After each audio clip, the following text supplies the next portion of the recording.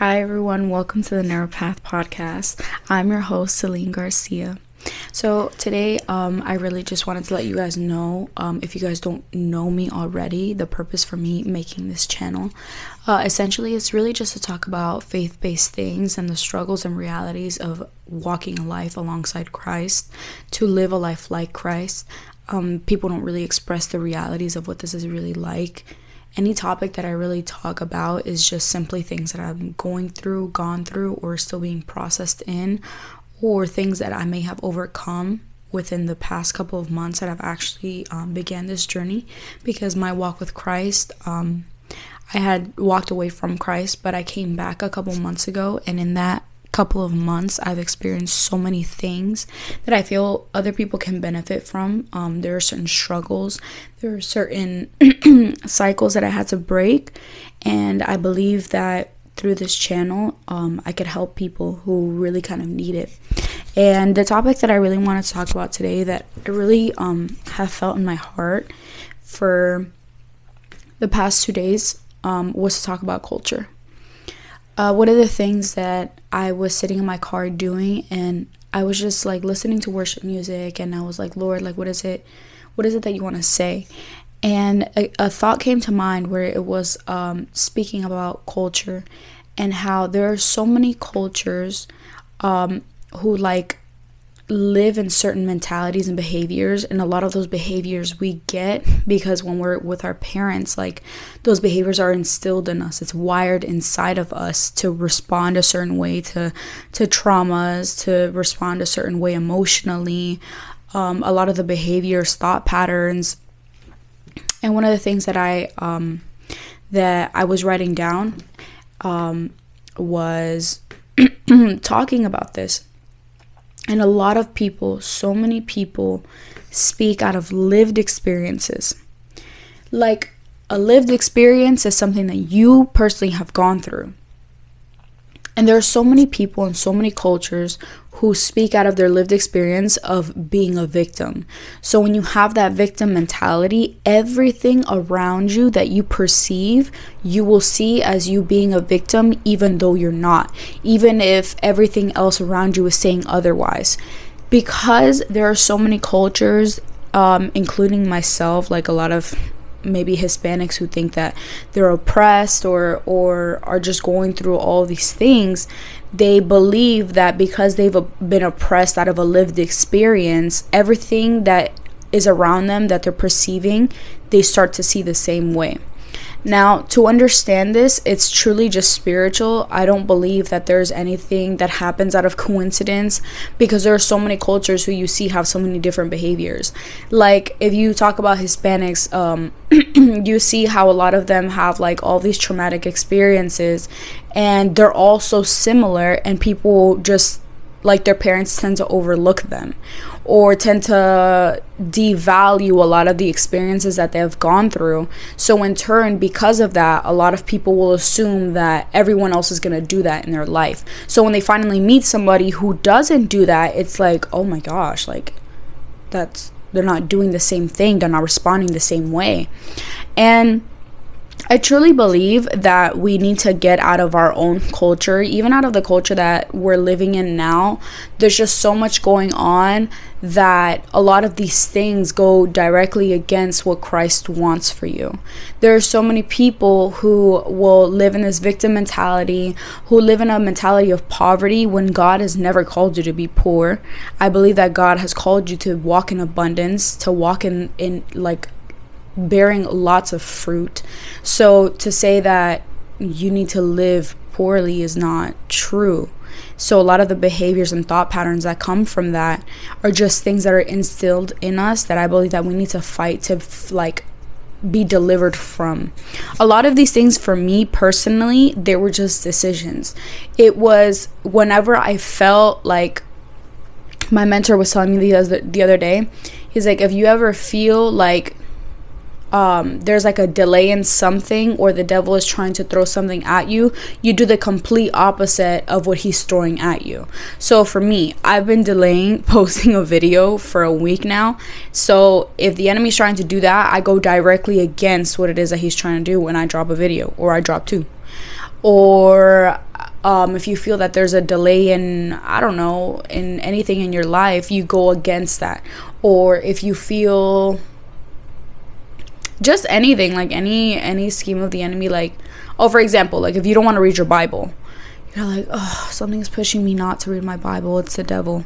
Okay, so you make a decision to go read your Bible despite what it is that you're feeling at that moment, because you can't prioritize your emotions or what you're feeling or your thought at the moment over what God is telling you to do. Because obviously if you feel it and you're like, I should read my Bible, that's the conviction to go read your Bible. And I believe that we just need to get out of our culture, because our culture isn't coming with us on this walk. If that's like, a lot of people could like still live this same way, and that's why they're so bound to so many things in their mind, trauma responses, emotional attachments, which is what I've gone through. Like, there were people that I was so heavily attached to that I gained so much of their character traits. Like, you would see me around a person for X amount of time, and it could be a very long time, and all of a sudden, like, I gained their mannerisms, I gained the way that they spoke, I gained a lot of their behavior patterns, and those things are things that you need to break out of, because you're not bound to culture when you're born again. Like, that's not something that you're going to take with you on this walk. If anything, you're going to have to let a lot of it go. There was a point in my life where even I had to let go of physical objects that were gifted to me, things that were expensive that I didn't want to let go of. Those things, because they tied me so much to my culture, to my past, which was so traumatic at that time, I had to let go of that, because spiritually that's what kept me bound. And when I actually let go of a lot of those things, I saw one of the most biggest changes of my life. I saw that emotionally, like, I used to have such emotional irregulations. It was so bad. Like, I would fall into a depression. When I was in the world, I would fall into a depression like crazy. I would be going good for a couple of days, and then all of a sudden I would like automatically fall into like this horrible depression. Or for me, when it was like me actually being in the world, it was less about drugs or having like been fornicating or or drinking or any of that. It was less of that, but more about what was happening in my mind. For me, I was a person who lived in my mind constantly. Like, I would just make up this world in my mind of just things that were not real. Like, I would come up with these fantasies in my mind and live in them, wondering what this would be like or what my life would be like had I been with somebody else, or had I been under a different couple of circumstances. And I was so bound to my emotions, and this included music. I think music is something that people were like, oh, like, you know, it's okay to listen to secular music, blah blah blah. For me, that was not the case. For me, I had to let go of it completely, simply because every song that I would play, I tied it to an emotion, I tied it to a way I felt, I tied it to a person, I tied it to emotional attachments. And those are things that you're gonna have to let go of, because spiritually you're holding on to emotions that they carried, spirits that they carried, like that transference of spirits, which is exactly what happened to me when I was in the world and unfortunately decided to have sex before marriage. After that first experience is when I really truly had that irregulation of my emotions to the deepest that I could ever think. It was so profound that I was starting to feel so much anger and bitterness that I'd never felt before. Like, it was truly something that I was like, whoa. Like, all of these things happened after that specific moment. Like, after that, I felt like I was worth nothing. I wanted to end my life. Like, it was a battle every day. And the first thing that I would do, I would go run to listen to music so I could feel good in my emotions, so I could feed into how sorry I felt about myself when I truly should have been running to Christ and speaking life over myself, because that sin is not something that I'm bound to. That's not who he called me to be. He called me to be greater. He said that we're seated in heavenly places, which means that you're called to be in a higher place. Whatever you're dealing with right now, you don't have to stay with forever. If I didn't have to stay with it forever, you don't have to stay with it forever either. So learn to break out of that culture, no matter what it costs you. Count the cost, because a lot of these things, they're going to cost you. They're going to cost you relationships. They're going to cost you family. They're going to cost you attachments. They're going to cost you it's going to cost you so much. However, when you suffer for Christ, it's a completely different thing, because at the end, you know that this suffering isn't for anything. The suffering isn't in vain. This suffering is just something that we're gonna go through, and in the end, we're gonna be rewarded. Like, all of these things are completely worth it. Coming from someone who had sex outside of marriage, someone who fell into a place where she truly believed that she couldn't be loved, that I believed I was worth nothing. I can directly speak from this, telling you that there's nothing in the world that is worth your salvation. Nothing. Not culture, not relationships, not friendships, not even family. And family is something that I've had to walk away from, simply because being around them would try to pull me back into a place that the Lord has already freed me from.